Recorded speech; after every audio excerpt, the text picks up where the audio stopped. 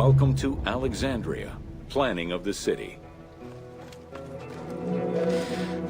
Alexander's plan to build his great city began with a verse from Homer's Odyssey.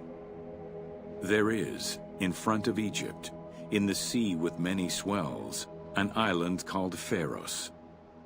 Guided by these clues, Alexander the Great founded his future city at the western end of the Nile Delta.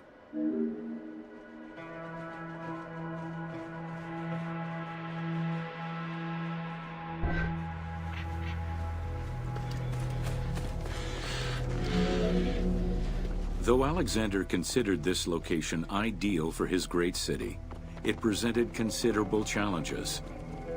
Too difficult to access during storms, the surrounding swamps threatened disease, and the limestone soil prevented the growth of healthy crops.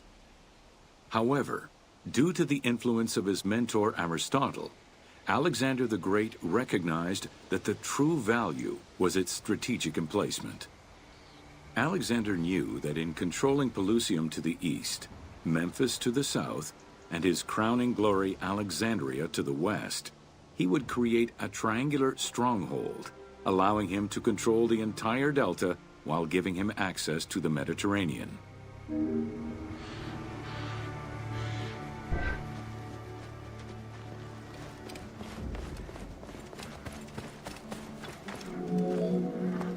The Great Walls of Alexandria had a humble beginning. Lacking chalk to outline the future city's foundations, architects were forced to use flour instead. Clouds of migrating birds swept down and ate the flour, erasing the plans. This prompted Alexander to seek guidance from the oracles, who reassured him that his future city was destined to feed a large population.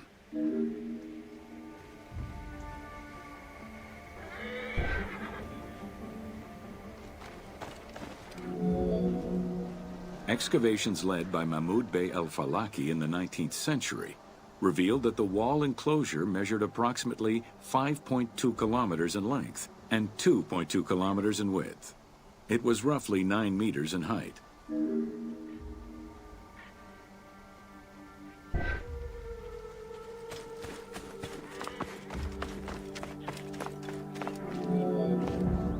These formidable ancient walls would resist a number of attacks, including fending off the king of Syria in 169 BCE.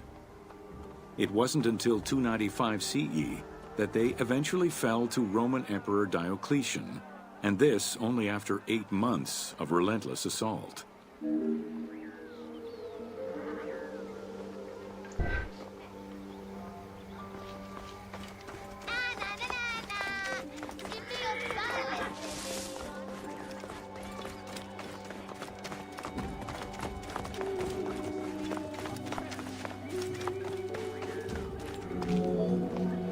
Alexandria's principal architect, Dinocrates, chose a Hippodamian grid plan. The grid maximized functionality, with wide, straight roads and canals running beneath them. Alexander recognized the military value of the city's design. The wide, parallel streets gave him optimal surveillance of the city, while allowing the unobstructed flow of troops.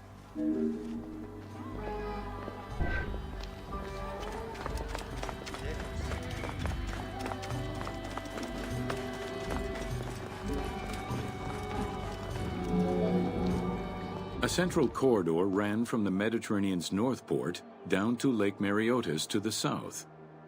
This thoroughfare acted as an unobstructed link for commercial trade and travel between the two ports. Many of the streets were bordered with grand buildings and parks, including Canopic Street, with its impressive gate bordering the eastern end.